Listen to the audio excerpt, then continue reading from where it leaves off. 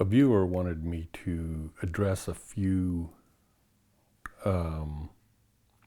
things, spiritual, I guess. And so, yeah, I'll talk about those things, or a few of those things. And I wanted to get back to the concept of spiritual non-duality because I get so much feedback from people that,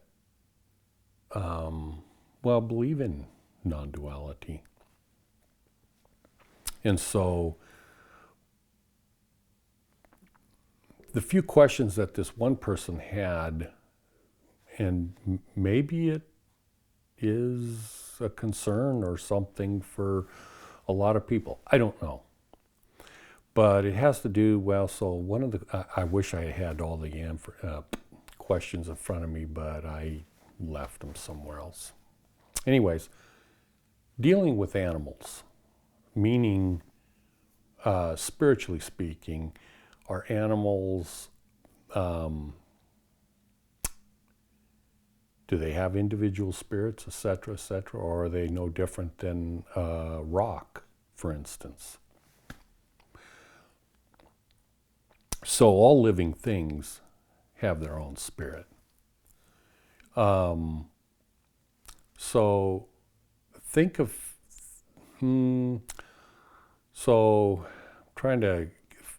so there's, you know the concept of avatar, where there's a being, whether it's a human being or animal being or some sort of a being, that is mostly being animated from a remote location, not unlike playing a video game, for instance, where you get into playing your video game and you have to function according to the game, but you're the one that's operating that particular avatar in the game at which you're playing. So if your avatar happens to be a human being within this reality, that particular avatar is equipped with the intellectual strength of a human being, which is considerably more intelligent than all the other animals on the planet.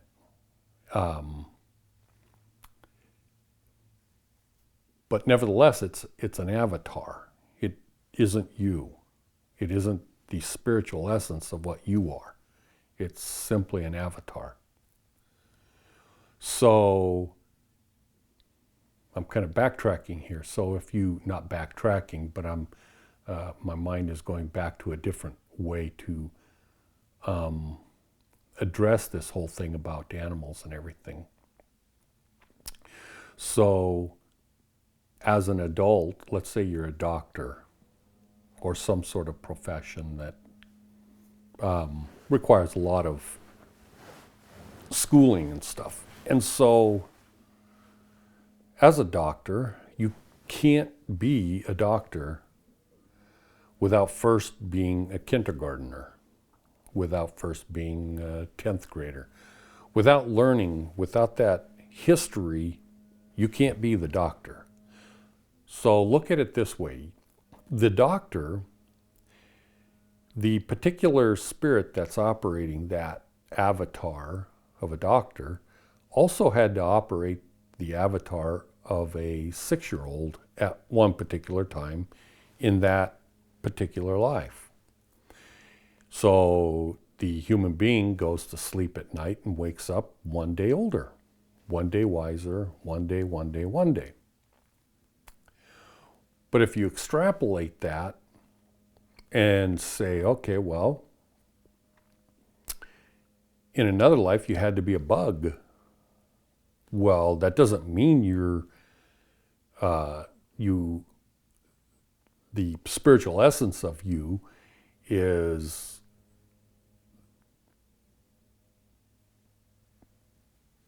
has the intelligence of a bug, but you're experiencing reality as a bug. And so when you become, not as a human being, but when you become in the, let's just call it spiritual realm, if you will, of God, being one with God, this is like a doctor that was 5 years old at one time. Well, you can't be the doctor without experiencing reality as a 5-year-old. You can't be a God without experiencing reality as a bug. Because as a God, you're all-knowing. Well, you can't know without actually being. So you actually have to be a bug. You have to be a dog, cat. I don't know at what point in reality that all these things happen. Did they all take place in this particular kalpa of time, which is billions and billions of years? I don't know. Did it happen on this planet Earth? Well, there's no reason it had to. It could have happened on any number of planets and any number of galaxies. I mean, you're not restricted to the planet Earth for crying out loud, but you are in this life as a human being. So, what is the spiritual situation going on with animals? Well, the same thing as you. It's just that you're older, you're more advanced than the animals. So, do you treat animals badly? Well, oh yeah, the other question was about karma. Okay, so do you treat the animals badly? Well, yeah, that's going to cause bad karma. But karma is another thing that isn't anything that you've been taught. It's nothing that of what you've been taught, not anything close to it. So, are you supposed to not kill and eat animals? Well, yeah, that's your prerogative. If that's what you want to do, then do it. But it has nothing to do with right or wrong. It just happens to do with something spiritual that you happen to be going through in your life or on your path, where you've become aware that animals are avatars of some spiritual being, and you've got this feeling or this idea that, well, it doesn't want to be killed and eaten. Okay, well, that's your prerogative to think that, but it doesn't make it true. Because there is a such thing as reincarnation. And so in this particular reality, you are you're an avatar, you're a human being. And as such, you're a part of this reality. You're not separate from it. You are it. You are a part of it. And if you separate yourself and think of yourself spiritually like, oh, I have to live a life of vegetarianism, or I have to live a life that is totally separate from this reality. Well, that's fine and dandy. You can think that, but it doesn't make it true. From a spiritual standpoint, it may be true, but not from a physical standpoint. And unfortunately for you, if that's the way you think, you're trying to live in two realities at the same time and not accepting this one, but instead thinking this one's real, when in fact both are real. And so if you don't live in both realities at the same time and understand this is what enlightenment is all about. If you can't understand that there are two realities and that you need to function in both to be well, then maybe you have to go out and kill an animal to eat. Maybe you don't. Maybe your life situation is you don't have to do that. But that doesn't make it right or wrong. There's nothing wrong with killing the animal and eating it. Because why? Because you're an animal. The human being is an animal, and that's the way it is. That's how it functions. Now, as a spiritually advanced animal, like I've addressed this before with Native American Indians, as well as other cultures, understand the relationship between the earth and the human being a lot better than most people in the world. And as such, they understand the sacrifice that the animal has to make so that this particular animal, the human being, can survive. And so consequently, there's a sacrifice made by the animal, and you show great appreciation for that, to God, to the animal that has to die. But that's just the way it is in this reality. Karma.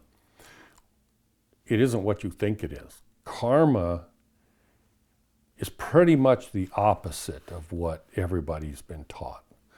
Because they think, well, there's bad karma, or there's good karma, or karma, karma, karma. It isn't what you think it is. Karma is like,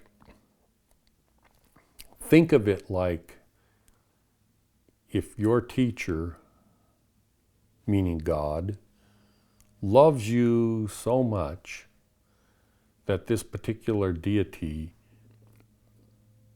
goes through an extraordinary effort to help you understand the meaning of what you're doing so that you can advance yourself from one level of animal to the next level of animal, and on and on and on, to become one with this creative deity.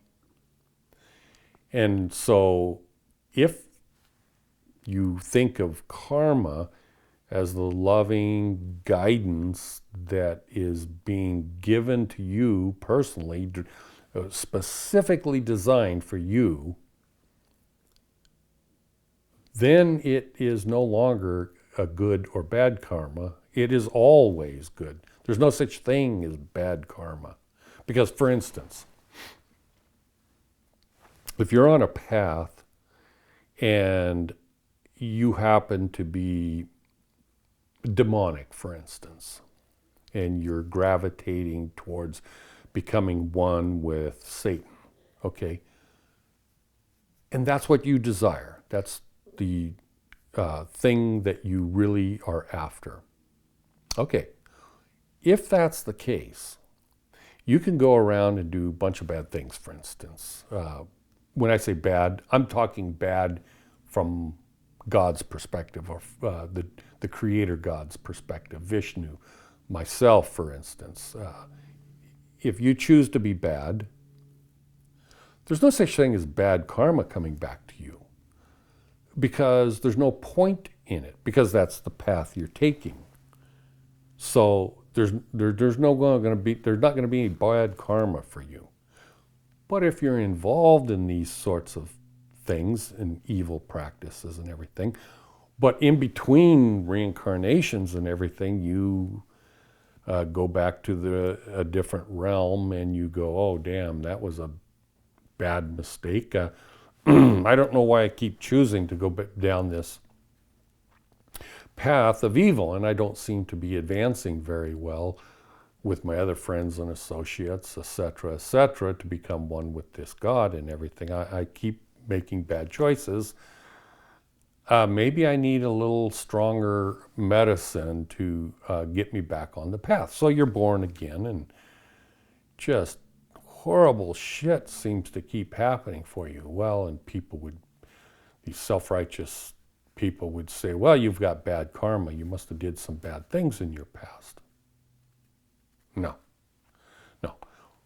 What it is it's good karma. There's no such thing as bad karma. It's trying to teach you how to see reality through the eyes of other people, possibly.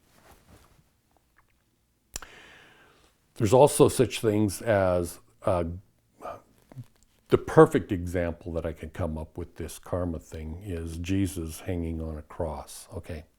Well, you could say, well, what kind of karma is that? Well, it isn't any kind of karma. There's another concept of, for instance, let's say someone wants to be evil.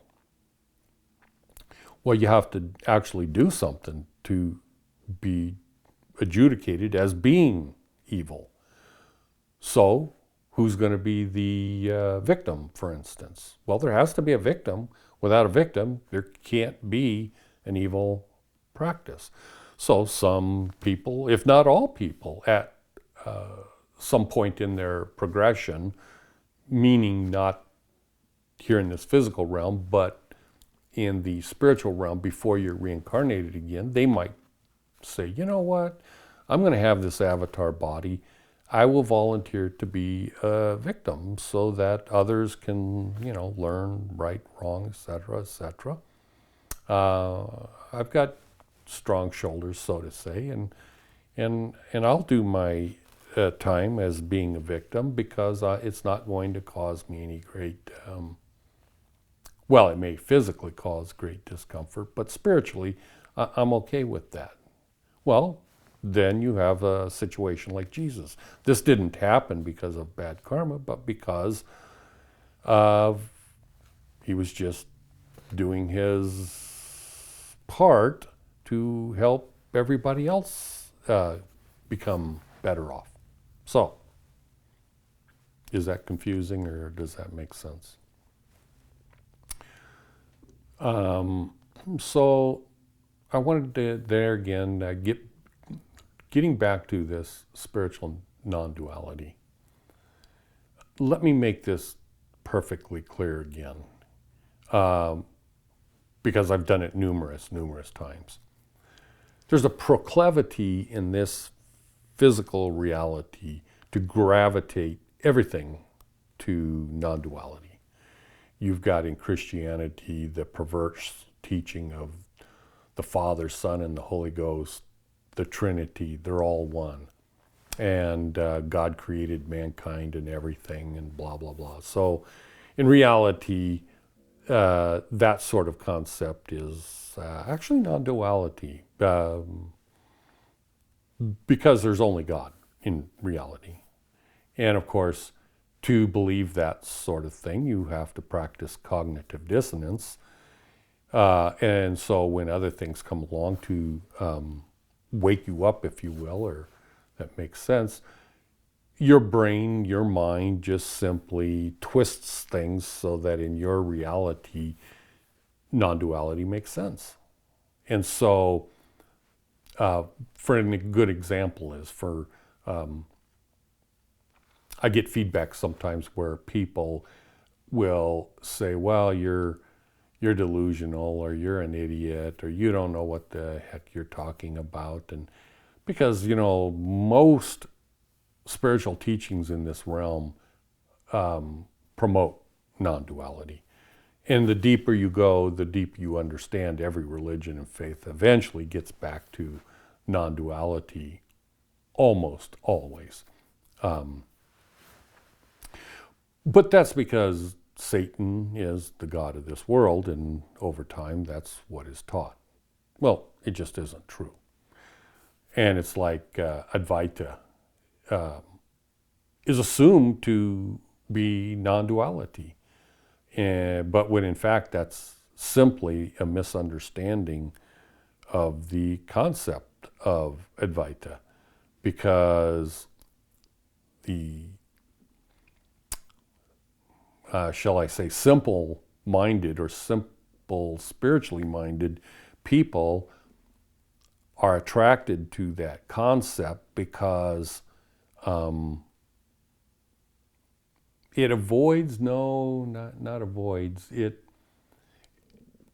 kind of absolves the individual from any personal responsibility to educate themselves spiritually, because you can't know these things simply by the process of studying books and going to sanghas. And when I say simply know these things, I'm talking about what I am teaching, which is that non-duality is not true, that it's corrupt. It is an evil teaching, no different than the conceptual story that Jesus taught about casting the weeds, the seeds of weeds in a field of wheat, and you can't tell the difference. And so when they grow up, You got wheat and you've got tares, which, well, they look different when they're mature, but in their infancy state, you can't tell the difference. And so it's kind of an evil practice because the concept of non-duality appears to be true until you advance spiritually beyond the teachings that are available in this world. And the only way you're going to know this sort of truth, I'd like to say through meditation and stuff like that, but that really isn't true. But that is a process of getting there. I'd like to say the concept of samadhi, which is another form of meditation, will get you there. But that really isn't true either, because that's just another, shall I say, advanced step on the path. But almost everybody stops short of discovering the truth, which comes through enlightenment, because they hold on to what they think is real or what they think is true because they're holding on to this. And when I say this, I mean the universe, everything. Everything there is that can be even conceived of, they hold on to this as being real. And it's scary, it scares the hell out of them to start releasing their grip on, well, reality, if you will, and depending upon nothing except their faith. And the faith is only there because there's an internal, when I say internal, that's not internal to this, but internal to the spiritual essence of the individual. The love that is in them sustains their faith to keep going on that path, and abandoning this and abandoning that, and going, well, this isn't real and that isn't real. And then it can be extremely scary to start getting to this point where you would be thinking, nothing's real. I'm losing my mind. I'm losing this. I'm losing that. I can't depend on anybody because the guru is which I depended on before. It's like, well, he's got his head up his fanny. He doesn't know what he's talking about. I used to believe, and when I say this is every human being will go through this process if in fact they become spiritually enlightened. They will start getting to the point where they'll say, well, the Bible I thought was true, and it's all screwed up and bass-ackwards and wrong. And then if they grew up thinking the Vedas were true and everything, well, no, they're not true. And then they're all corrupt. And it doesn't matter what you believe to be true.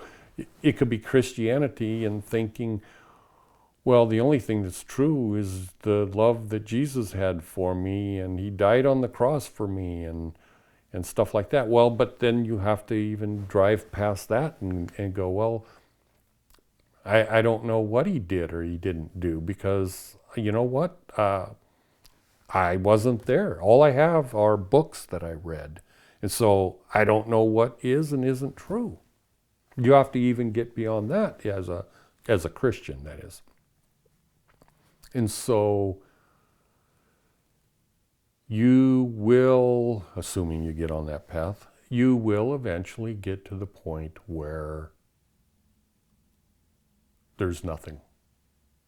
I would imagine a lot of people that get to that point and they don't have the stamina, the faith, the love of God in them.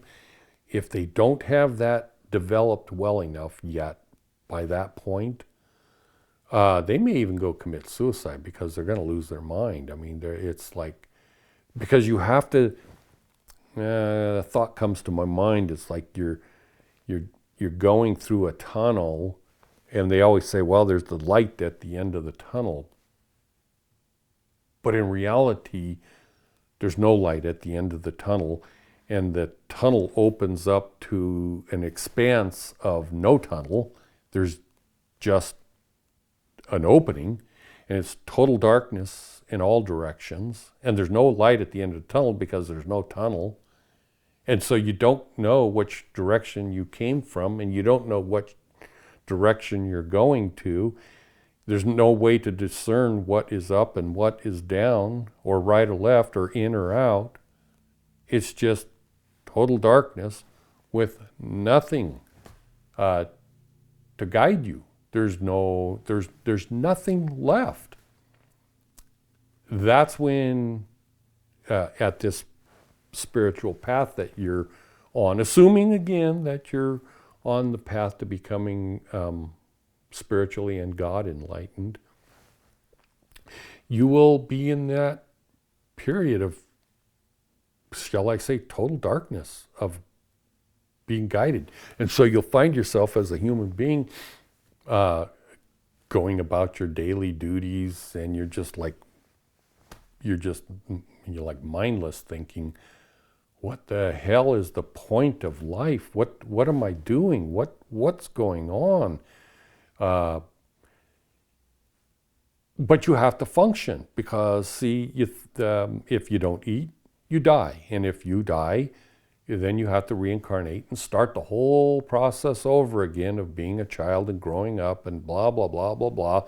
And then you have to become an adult. And then you have to get to the same point where you were last time. And are you going to go a little bit further? Are you going to make it all the way through? I mean, who knows? Because you are the one that's driving, you're the driving force. The essence of you, which is duality, is the driving force that is causing you to get to that point. Now, is it God that's doing it? No, it isn't God that's doing it. God is providing everything, but you're the one that's driving that avatar through that tunnel of darkness that will eventually open up to nothingness, and you've got nothing. I mean, there's nothing left. You can't look at anything and say, well, that's me, because there's nothing to look at. There's nothing to know. At that point, you have no conceptual idea of God, self, or anything. And then, hopefully, if you're lucky enough to have the time or the ability to go through that period. For instance, Buddha, you know the story of Buddha, where he, it took him a decade or more to go through that, and then at the very end, who knows how long it took for him to get to the point of sitting under the tree and throwing in the towel, if you will. Who knows how long that period was? But he was at the point where there was nothing left. There was nothing left. And he was even to the point where there's no point even eating anymore. I'm just going to die. Well, that's a bad point to get to, because, how many times did he die before he got to that point, being reincarnated again and again and again? So what I'm saying is that dark period is a necessity for everyone to go through. There's no way to avoid it. And once you get there, again, there's only two thoughts that will persist if you're going to make it through.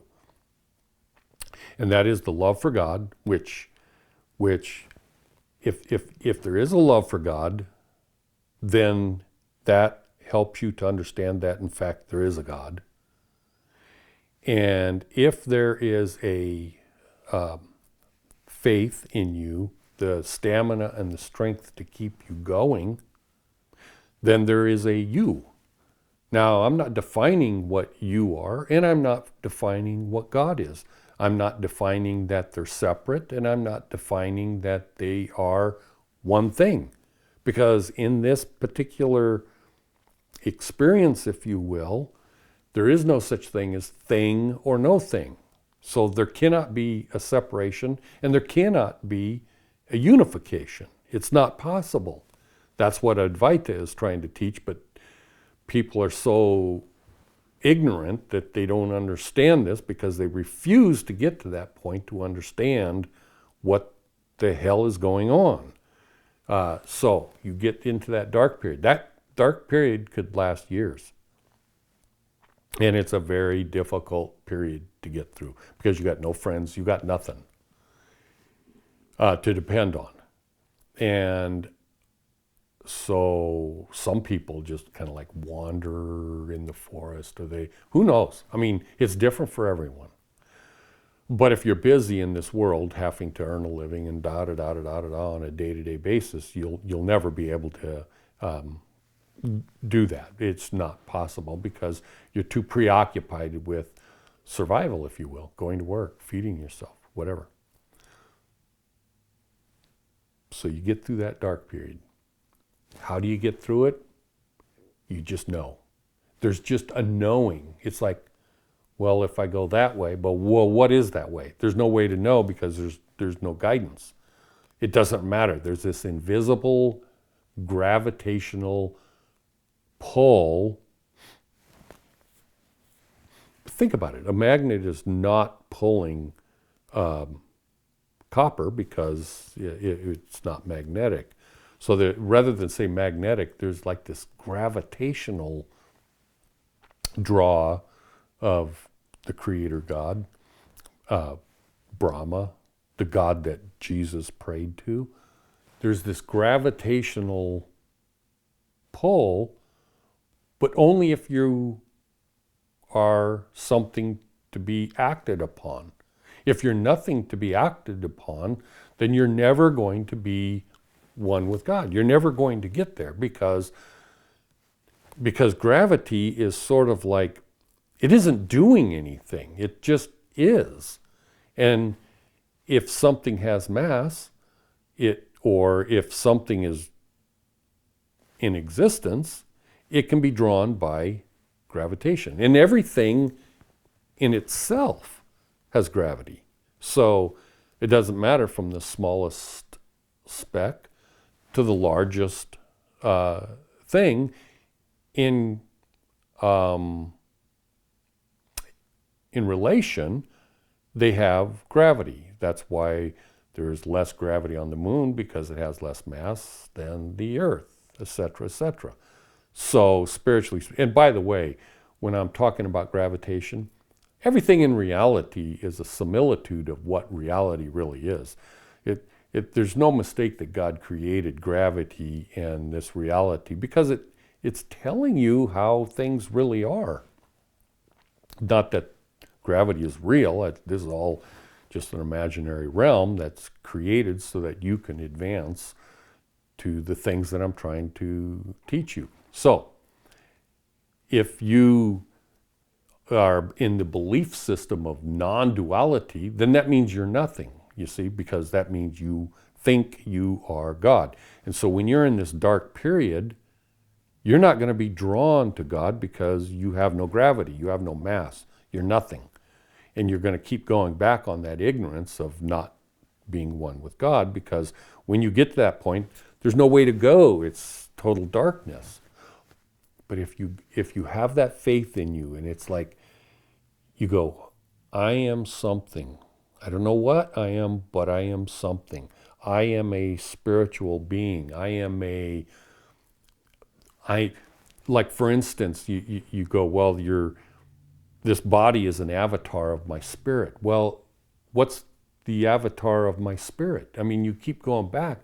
There is an invisible essence of nothingness that is at the core of all avatars of what you are. When you get to this darkness period, then you have been reduced, or you've reduced yourself to the essential essence of all avatars, and it has no mass, but it has spiritual mass. It has an essential mass of the same thing that God is, but at a smaller degree, if you will. But you recognize it, and in all the things you go, I am going to go in that direction. But there's no way to know the direction. It's like having your eyes closed and you can feel heat from this side, but cold from this side.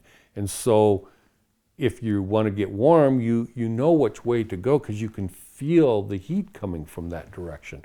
Well, that's the same thing, similar. And eventually, when you get through that dark tunnel voidness of nothingness and you break through to the other side, a massive, I mean, like a universal, like not universal, but as big as the universe, awareness takes place.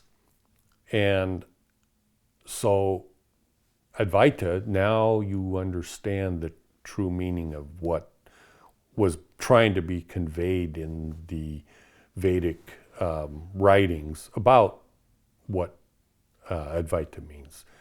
And there again, not two. Well, that doesn't mean one. It just means the person that was trying to teach that concept thousands of years ago knew exactly what I'm talking about because they obviously went through that process. Otherwise, they couldn't write those sorts of things that have been corrupted over the years. But so what?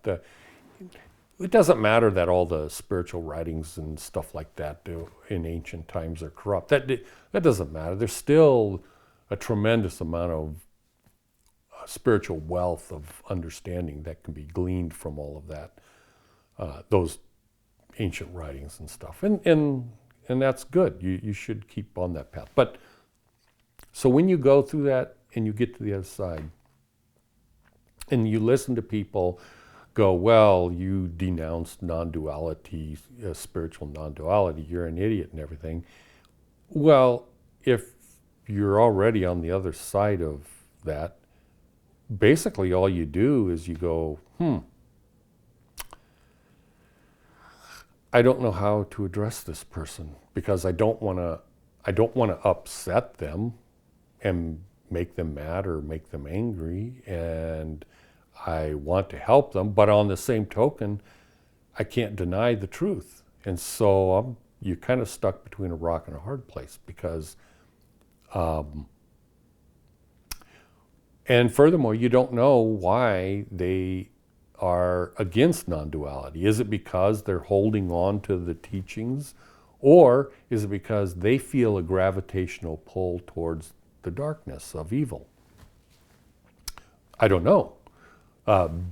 Non-duality is a false teaching that was originally, well, so I say originally, that is what Satan honestly believes, is that spiritual non-duality is the best description of what all reality really is. That's what he thinks, and that's why he promotes it in this particular realm. Now, if you know what the truth is, or if you understand what the truth is, or if you hear it from somebody like me and you try to study it as best you can and you weigh your options and you go, yeah, you know what, that guy's an idiot.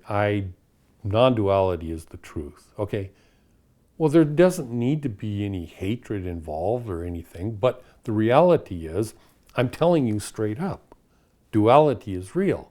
So if you don't believe me, or you don't like that, the flavor isn't appealing to you, that's okay. That just proves beyond shadow of a doubt that you and I are different, okay? I say you have a gravitational pull towards darkness, and I have a gravitational pull towards the light. I am proof positive that non-duality is not true. Because see, what happens is the intellectuals that believe in non-duality, they will have a conversation with me, if you will, and they will just, in their minds, because they practice cognitive dissonance, they have to twist things up in their mind and go, you don't know what you're talking about. It isn't true. You don't understand the Vedas. You don't understand. Well, it's not me that doesn't understand. It's that person has to twist things in their mind so that non-duality makes sense to them. That's all they're doing. And it's not based in love. If you actually, which I have, by the way, if you actually confront these people that exude this feeling or confidence of absolute love and everything, and but that's only because you follow them and believe them. But if you confront them and say, well, you know, what you're teaching is actually the same teachings of Satan, and you're doing your part to try to help people be led astray from a different path that is leading them to God. Well, you can have that conversation back and forth, and eventually they'll become hateful. And that supposed unconditional love, well, all of a sudden it becomes conditional. Well, you don't believe what I believe, therefore I hate. You're a bad person, you're stupid, and they start putting out all this evil and everything, and this hatred. I don't hate them. Why would I? I've gone through the darkness, and I've gone through the other side. I know what the end result is. Why would I be upset? Why would I lack any love? I don't. I already know the end. I've been there, and now I'm in two places at once, essentially. Well, that's what happens to everyone that eventually goes through that path. So, yeah, this is Friday. I think I've rambled enough, and boy, I just want you to know it's so freaking exciting when I look back on spirituality. I mean, when I was going through it, it was, oh my God, it was terrible. Oh my Lord. It was 7 or 8 years where it was, words can't describe how horrible it really was. And that was, I don't know, 15 years ago. And it stretched back over 20 years ago because it lasted about 8 years for me. So it was terrible. But I look back at it now and it's like, wow. This, and everything is just so exciting. I mean, it's just, and I'm talking from the perspective of a person that is a retired firefighter. You talk about excitement of going into burning buildings and all of the crazy stuff that goes with a 25 plus year career as a professional firefighter, and riding fast motorcycles and doing stuff like that. I mean, you've got base jumpers and all kinds of things that people think are exciting. And I'm telling you, I've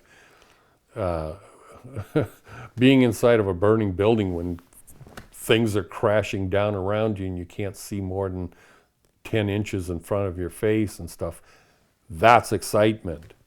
And I'm here to tell you that this spiritual path is so far exceeding that in excitement. It's just unbelievable. It's like, it makes the hair on the back of your head raise. It's like, holy shit, the hairs on your arm will stand up. It's so exciting. The spiritual stuff that takes place. I mean, they talk about siddhas,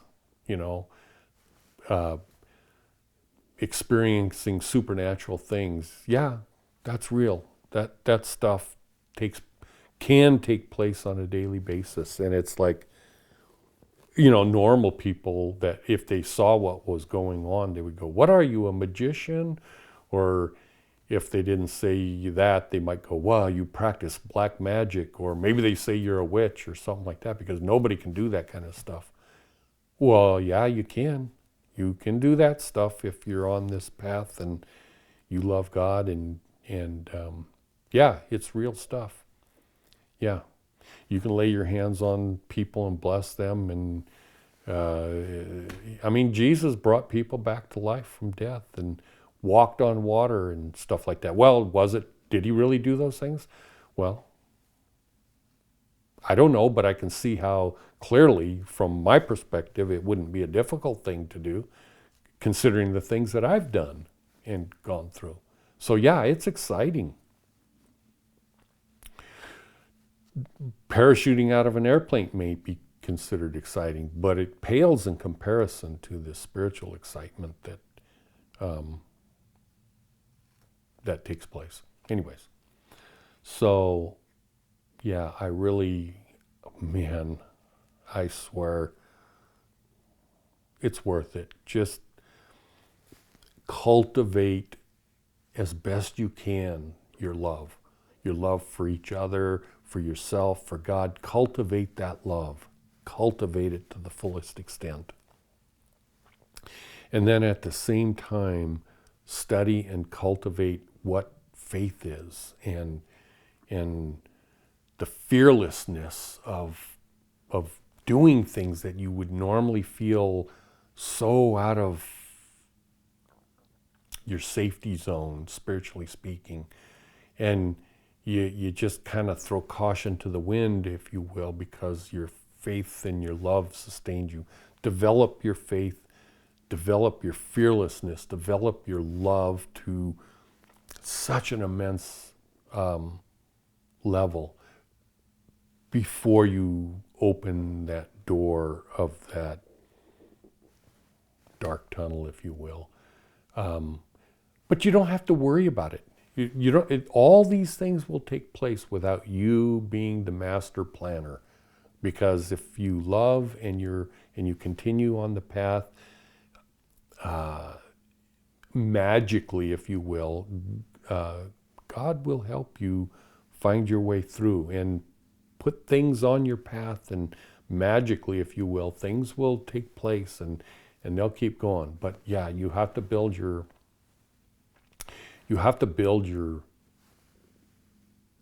eternal foundation of love. You really have to. It's like a plant. You water it or whatever. You have to do that if you want to become one with God. And then you will understand why Advaita does not mean non-duality. You will understand why it isn't true. But you're never going to understand it from the perspective of an intellectual human being. It's not possible to understand it. I mean, the concept of Advaita is not able to be understood by a normal human being. It can't be. It's not possible. You have to transcend this reality, spiritually speaking. Thank you for watching, and I hope you have a good day, and I love you. Bye.